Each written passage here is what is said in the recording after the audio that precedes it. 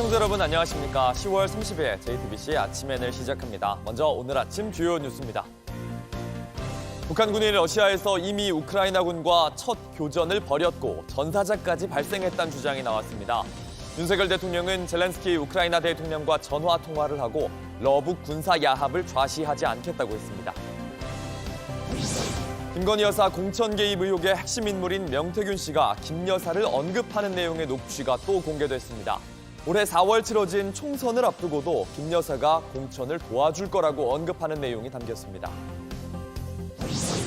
어제 경남 양산의 호포역에서 몸무게 100kg에 달하는 야생 멧돼지가 나타나 승객의 팔을 무는 사고가 났습니다. 어제 저녁 강원 횡성에선 60대 남성이 화물차에 치여 숨졌습니다. 트럼프 유세 현장에서 나온 푸에르토리코는 쓰레기 섬이라는 막말의 파장이 커지면서 미국 대선의 막판 변수로 떠올랐습니다. 해리스 민주당 후보 측은 이 발언을 강하게 공격하고 나섰습니다. 김건희 여사 공천 개입 의혹과 관련해 김건희 여사가 언급되는 명태균 씨의 새로운 녹취가 공개됐습니다. 먼저 2022년 재보궐선거를 앞두고 명 씨는 김 여사가 선물로 김영선 전 의원의 공천을 보장해줬다고 말합니다. 올해 4월 치러진 총선을 앞두고는 김영선 전 의원이 공천받기 어려워지자 명 씨가 김 여사에게 연락했다면서 도와줄 거라고 말하는 녹취를 저희가 새롭게 확보했습니다. 이재승 기자입니다. 지난 2022년 경남 창원 의창 국회의원 보궐선거를 앞두고 명태균 씨가 김영선 전 의원의 회계 담당자였던 강혜경 씨에게 전화를 겁니다. 김건희 여사가 자신에게 김 전 의원의 공천을 선물로 줬다는 취지로 말합니다. 오늘 여사님 전화 왔는데 내 고마움다며 김영선 그렇게 하지 말라고 내가 고맙다고 자기 선물이래. 통화 시점은 국민의힘 공천 발표 8일 전으로 명 씨는 특히 보완을 당부합니다. 이후 실제로 김 전 의원은 국민의힘 후보로 공천받았고 보궐선거에서 당선됐습니다. 올해 총선을 5달 앞둔 지난해 11월에도 명 씨는 강혜경 씨와의 통화에서 김 여사를 또 언급합니다. 당시 국민의힘 당무감사가 거의 마무리되던 시기였는데 김 전 의원이 경쟁 세력 때문에 좋지 않은 성적을 받은 거라고 말합니다. 그러면서 자신이 김 전 의원을 돕기 위해 김 여사에게 연락했다고 언급합니다. 여사한테 내가 구구절절하게 텍스트로 더 문자로 보냈어. 그래서 여사가 도와줄 건데. 이런 공천 개입 의혹은 대선 여론조사 조작 의혹으로 이어집니다. 여론조사의 대가가 공천장이었다는 주장 때문입니다. 그러나 명 씨는 허세였을 뿐 공천 개입은 없었다고 해명하고 있습니다. JTBC 이재승입니다. 이런 선거 공천 외에도 김 여사를 언급하는 녹취는 더 있었습니다. 창원의 국가산업단지 선정을 앞두고 홍보물을 제작하라며 사모에게 부탁하기 위한 거라고 말했고 서울시장 투표 이틀 전엔 김 여사가 궁금해한다면서 여론조사를 지시했습니다. 최규진 기자입니다. 2022년 11월 23일 명태균 씨는 강혜경 씨에게 창원 국가산업단지 홍보 시안을 만들라고 지시합니다. 산업단지 선정을 약 4개월 앞두고 당시 국토교통부의 심사단이 후보지 실사를 위해 창원을 방문한 직후입니다. 박정희 대통령이 조성한 제1창원 국가산단 첨단기계 산업 특화돼 있잖아요. 그 폰트로 그 밑에도 똑같이 해달래요. 윤석열 거기에 위로 올려서. 그러면서 홍보물이 심사단이 아닌 사모에게 부탁하기 위한 것이라며 재촉합니다. 지금 윤석열 넥타이부터 해서 저 밑에까지 공간이 많잖아요. 네. 국가산단이 필요합니다를 넣어야 돼요. 왜냐하면 이거는 부탁하는 거거든, 사모한테. 강 씨 측 노영희 변호사는 사모는 김건희 여사를 의미한 것이라고 했습니다. 명 씨가 국가산단 심사 과정에도 관여한 걸로 보이는 정황이 나온 겁니다. 같은 날 명 씨가 김영선 전 의원과 함께 국토부 심사단을 직접 맞이하는 듯한 대화도 있습니다. 그저 창원대학교 정문 앞에서 와서 기다리고 있을 테니까 그 와요 빨리. 아니 벌써 지금 대선 돌아가는데 거기 감사 오신 분들이 이거 멀다고 이거 같이 공단해주고 갔어요. 대표님 약 팔고 있어요? 명 씨는 그동안 국가산단 선정 과정에 자신은 개입한 적이 없다고 주장해왔습니다. 명태균이 기획, 선정, 확정에 이르기까지 김건희 여사를 통한 개입 의혹이 드러났고요. 이런 사건은 국가 기강을 흔드는 국정농단 사항이므로 조속히 수사를 해야 된다고 생각합니다. 또 명 씨가 2022년 지방선거를 앞두고 미래한국연구소에 서울시장 여론조사를 지시한 녹취도 나왔습니다. 본 투표 이틀 전인데 김 여사가 궁금해한다고 한 겁니다. 1,000개. 네네네. 예, 바로 해서 바로 오늘 좀 달라는데 그 사모님 이야기해서 네, 궁금하대요. 알겠습니다. 그거 좀 돌려줘요. JTBC 최규진입니다. 어제 경남 양산 호포역 승강장에 야생 멧돼지가 나타나서 시민들이 크게 놀랐습니다. 승객 한 명은 흥분한 멧돼지에 팔까지 물렸는데 이 멧돼지는 결국 사살됐습니다. 강원도 횡성에선 60대 남성이 화물차에 치여 숨졌습니다. 사건 사고 이은진 기자입니다. 지하철역 승강장에 몸집이 큰 동물이 걸어갑니다. 몸길이 1.5m, 몸무게 100kg에 달하는 멧돼지입니다. 어제 오후 경남 양산 호포역에 멧돼지가 나타났습니다. 신고를 받고 출동한 소방은 마취총을 든 채 1시간 동안 실랑이를 벌였습니다. 구석에 몰린 멧돼지는 곧 도착한 전문 엽사총에 사살됐습니다. 앞서 멧돼지는 사람을 피해 도망다니며 영무실 유리문을 부수고 이 과정에서 30대 남성이 오른팔을 물렸습니다. 이 때문에 1시간 동안 역 출입이 통제되기도 했습니다. 경찰은 멧돼지가 먹이를 찾아 도심까지 내려온 걸로 보고 있습니다. 어제 저녁 6시 반쯤 강원 횡성에서 50대가 몰던 8.5톤 화물차가 횡단보도를 건너던 60대 2명을 치었습니다. 차에 치인 2명 가운데 1명은 숨졌고 다른 1명은 머리를 심하게 다쳤습니다. 사고가 난 도로는 신호등이 없는 횡단보도였습니다. 경찰은 화물차 운전자가 음주를 했는지 등 사고 경위를 조사하고 있습니다. 어제 저녁 8시쯤 인천 서구의 한 폐기물 처리 업체에서 불이 났습니다. 불은 약 1시간 반 만에 모두 꺼졌고 다친 사람은 없었습니다. 소방은 폐기물이 쌓인 곳에서 불씨가 시작된 걸로 보고 자세한 화재 원인을 조사 중입니다. JTBC 이은진입니다. 러시아 우크라이나 전쟁 관련 새 소식입니다. 북한군이 러시아에서 이미 우크라이나 측과 교전을 벌여 전사자까지 나왔다는 주장이 나왔습니다. 미국 정부는 북한군의 러시아 파병은 안보리 결의 위반이며 우크라이나에 진입할 시 반격이 불가피할 거라고 거듭 경고했습니다. 로스앤젤레스 홍지은 특파원입니다. 미 정부는 우크라이나와 러시아군의 전투가 한창인 쿠르스크에 북한 병사가 배치됐다고 판단했습니다. 다만 이들이 러시아를 어떻게 도울지는 아직 불분명하다는 입장입니다. 이런 가운데 리투아니아 비영리 기구 블루옐로는 이미 지난 25일 북한군이 쿠르스크 전장에 투입돼 우크라이나군과 첫 교전을 했는데 북한군은 1명을 제외하고 모두 전사했다고 주장했습니다. 이 단체는 우크라이나군을 지원하는 단체로 전쟁과 관련한 민감한 정보에 정통한 것으로 알려졌습니다. 조 바이든 미국 대통령도 파병 북한군의 움직임을 주시하고 있다며 우크라이나 영토에 진입 시 타격 대상이 될 것이라고 경고했습니다.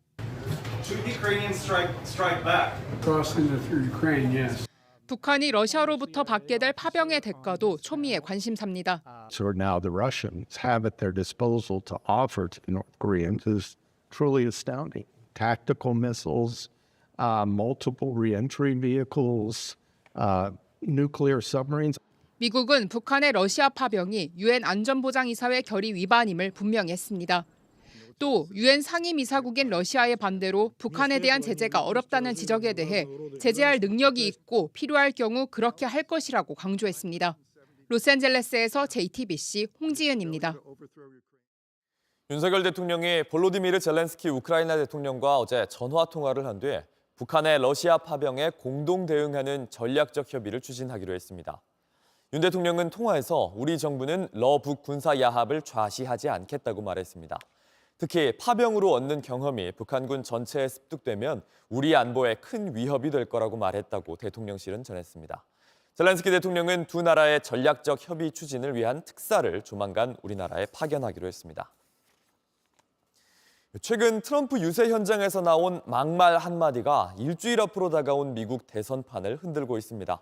미국 자치령인 푸에르토리코를 쓰레기 섬이라고 표현했는데 최대 경합주인 펜실베니아에만 이곳 출신이 약 50만 명 거주하고 있어서 표심을 흔들 변수가 될 거라는 관측입니다. 워싱턴 정강현 특파원입니다.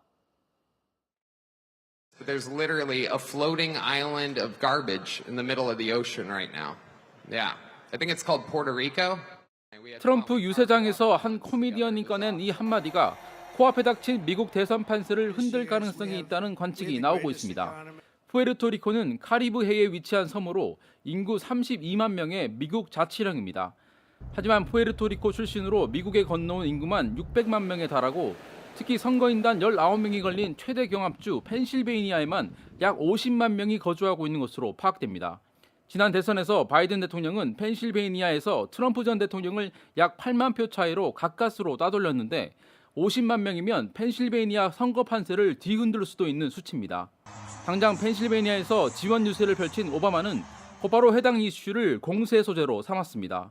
One guy called Puerto Rico, quote, an island of garbage. Now, these are fellow citizens he's talking about. Here in Philadelphia.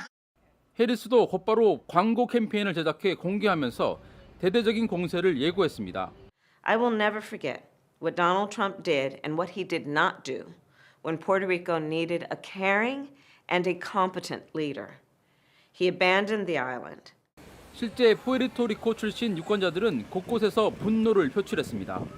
Pienso que sus expresiones realmente son insultantes y groseras y no solamente siento que con sus expresiones no solamente insultó a Puerto Rico sino a toda una comunidad latina. 하지만 트럼프는 대수롭지 않다는 반응을 보였습니다. I don't think anybody has ever seen anything like what happened the other night at Madison Square Garden. The love in that room. 하지만 트럼프 캠프는 당혹감을 감추지 못하고 있습니다. 단순 막말로 넘기기엔 심각한 사안이라는 게 공화당 내부 판단입니다. 당장 트럼프 캠프는 문제의 농담은 트럼프 전 대통령의 시각이나 입장과 무관하다는 내용의 공식 성명을 냈는데 미국 언론들은 이러한 움직임을 두고 중요한 표를 잃을 것을 우려하는 신호라고 분석하기도 했습니다. 워싱턴에서 JTBC 정강현입니다. 온라인에서 화제가 된 뉴스, 화제가 될 뉴스를 골라 전해드립니다. 아침엔 소셜픽입니다. 지난 주말 서울 광화문에선 개신교 단체들이 모여 동성결혼 합법화와 차별금지법 제정에 반대하는 예배를 했습니다. 그런데 러시아 대사관이 이 집회에 우호적인 반응을 보였는데요. 생명국가를 만들게 하소서, 동성애 악법들이 끝나게 하소서, 마약과 중독이 끝나게 하소서, 낙태의 피가 이 땅에서 다시는 흐르지 않게 하소서. 지난 27일 개신교 단체가 주최한 한국교회 200만 연합예배엔 주최 측 추산 110만 명, 경찰 추산 23만 명이 넘는 인원이 모였습니다. 차별금지법 반대 같은 팻말을 든 사람들이 곳곳에 보였는데요. 그런데 이 집회를 두고 주한 러시아 대사관이 입장을 냈습니다. 주한 러시아 대사관 소셜미디어는 지난 주말 서울에서 종교단체들이 주최한 집회에 엄청난 수의 참가자들이 모였습니다. 러시아와 대한민국의 국민이 비슷한 정신적, 도덕적 방향성을 갖고 있음을 확인시켜준다고 썼습니다. 이 집회에선 미국의 동성결혼 제도를 비판하거나 성소수자에 반대하는 입장을 보였는데요. 러시아는 성소수자 인권운동을 불법으로 규정하고 있습니다. 국회는 남자와 여자 이외에 제3의 성젠더를 인정하는 포괄적 차별금지법 또는 평등법 같은 악법은 제정하지 말 것을 요구합니다. 긴밀해지는 북러 관계 속에서 우리와의 관계는 매우 차가워졌죠. 그런데 종교, 문화적 차원에서 동질성을 강조하면서 관계 복원의 틈을 만들려는 전략으로 보입니다.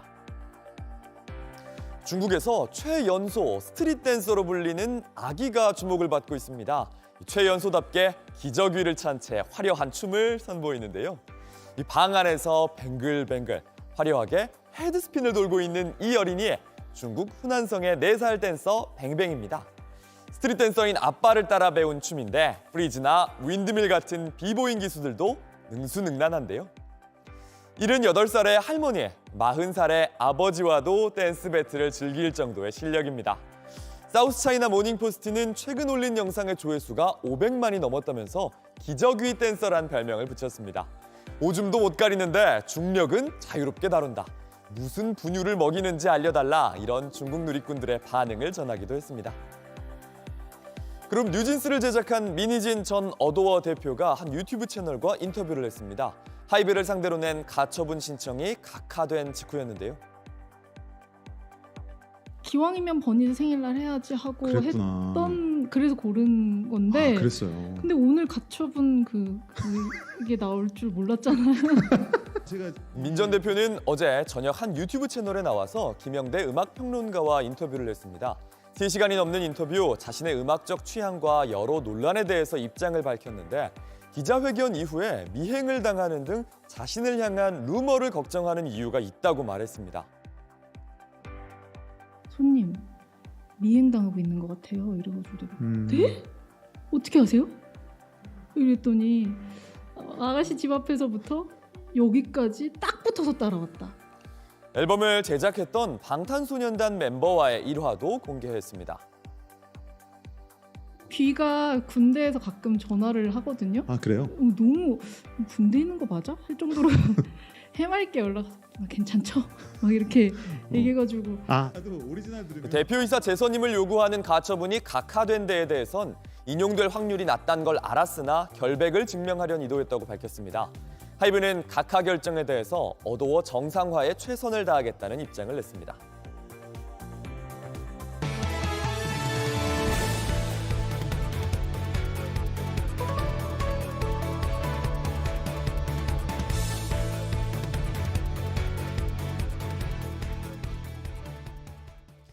온라인으로 예약한 캠핑장에 사진과 너무 달라서 당황했다는 불만, 한국소비자원에 꾸준히 제기되는 내용입니다.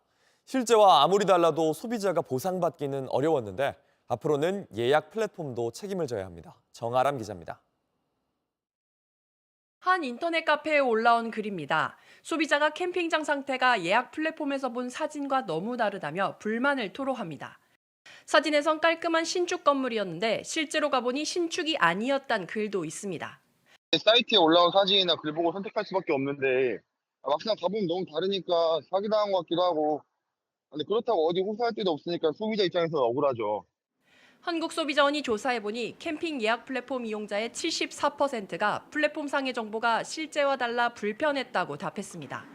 그동안은 불공정한 약관 때문에 소비자가 보상받을 길이 거의 없었습니다. 실제 야놀자와 여기어때 등 주요 예약 플랫폼 약관은 정보의 정확성과 신뢰도에 대해 사업자의 책임을 면제하는 조항이 있었습니다. 하지만 앞으로는 실제 모습이 사실과 다를 경우 플랫폼도 책임을 물어야 합니다.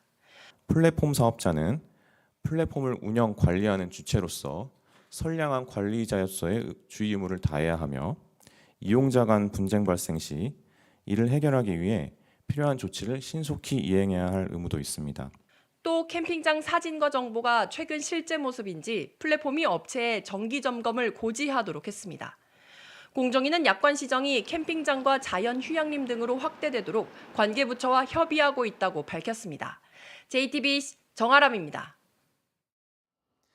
82년 윤수일이 부른 노래 아파트를 완전히 재건축했단 말이 나오는 노래. 블랙핑크 로제의 아파트가 미국 빌보드 메인 차트 8위에 진입했습니다. K-팝 여성 가수로는 역대 최고 순위입니다. 조소희 기자입니다.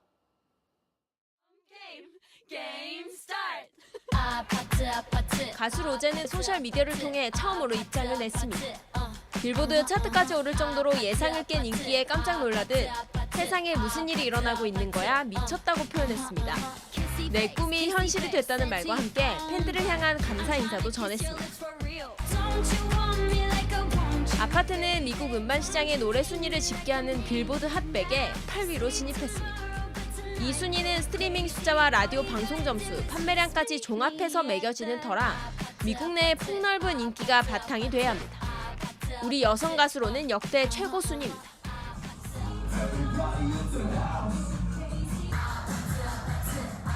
전 세계 곳곳의 클럽에서 춤을 추면서 트는 흥겨운 음악은 귀에 맴도는 리듬, 쉽게 반복되는 노랫말로 따라 부르기 챌린지까지 이어졌습니다. 이젠 전 세계 주요 음악 차트를 파고들고 있습니다. 빌보드와 함께 영국 오피셜 싱글 차트 톱 100에도 4위를 차지했습니다. 경쾌한 팝적인 요소에 중독성 있는 리듬, 거기에 한국의 술자리 게임이라는 재미있는 스토리까지 더해지며 언어도 문화도 다른 전 세계 사람들의 마음을 훔쳤습니다. 여느 K-팝 인기와는 또 다른 흐름을 보입니다.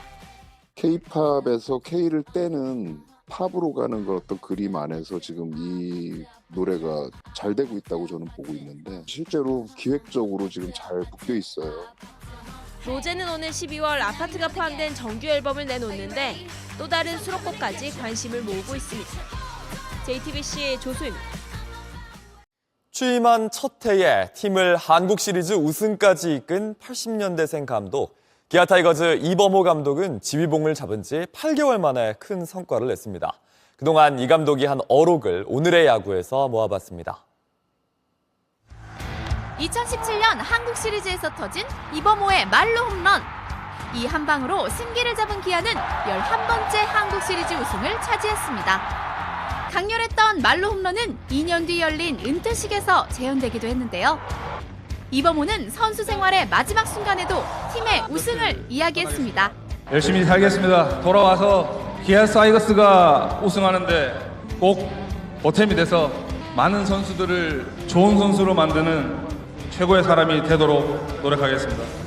은퇴 후에는 기아에서 스카우트와 2군 총괄 코치, 1군 타격 코치를 맡았습니다. 올해 초 전 감독의 갑작스런 사임으로 스프링 캠프 기간 중 감독으로 선임된 이범호.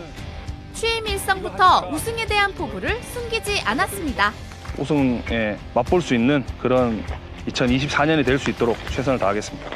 감독으로 데뷔한 첫 경기를 승리로 장식하며 홈팬들을 열광시킨 이범호. 선수들의 축하 세례에도 들뜨지 않고 내일에 대한 준비를 이야기했습니다. 기아는 시즌 초반부터 강력한 투수진과 타선을 앞세워 선두로 치고 나갔는데요. 이 감독은 순위보다는 한 경기 한 경기에 집중해 이길 수 있는 경기를 잡는 데 초점을 맞췄습니다. 지금은 뭐 순위가 의미 없다고 생각을 하고 저도 뭐 순위에 대해서 생각하지 않고 한 경기를 치를 때 오늘 경기를 이겨야겠다 마음을 먹었으면 그 경기에서 이기기 위해서 노력을 하는 것이지. 위기 상황에서는 직접 선수들을 다독이며 이른바 맏형 리더십을 보여주기도 했는데요. 결국 정규 시즌 1위로 팀을 한국 시리즈로 이끌었고 지난 28일 우승 트로피를 들어올렸습니다. 초보 감독인데 제 얘기에 귀 담아주고 잘 따라와줘서 너무나도 고맙고 저도 앞으로 선수들께 더 잘하고 선수들도 이 많은 팬분들 앞에서 좋은 플레이 펼칠 수 있는 그런 좋은 팀으로 앞으로 거듭나기를. 이범호 감독의 시선은 벌써 내년으로 향합니다. 앞으로도 엄할 때는 엄하고 또 엄하지 않을 때는 형처럼 편안한 감독이 될 수 있도록 최선의 노력을 다하겠고 올 시즌 또 잘 마무리됐으니까 내년에도 또 잘 준비해서 꼭 다시 한번 광주에서 우승을 할 수 있도록 최선을 다하겠습니다. 오늘의 야구였습니다. 날씨입니다. 오늘은 오전까지 안개가 짙게 끼겠고 낮에는 전국이 맑겠습니다. 낮 기온은 서울이 20도 등 어제보다 2도에서 3도 높아 일교차가 크겠습니다. 한편 매우 강한 강도로 발달한 태풍 콩레이는 내일쯤 대만에 상륙한 뒤 세력이 약해질 걸로 보입니다. JTBC 아침 NL 마칩니다. 내일도 7시 반에 아침을 열겠습니다. 시청해주셔서 감사합니다.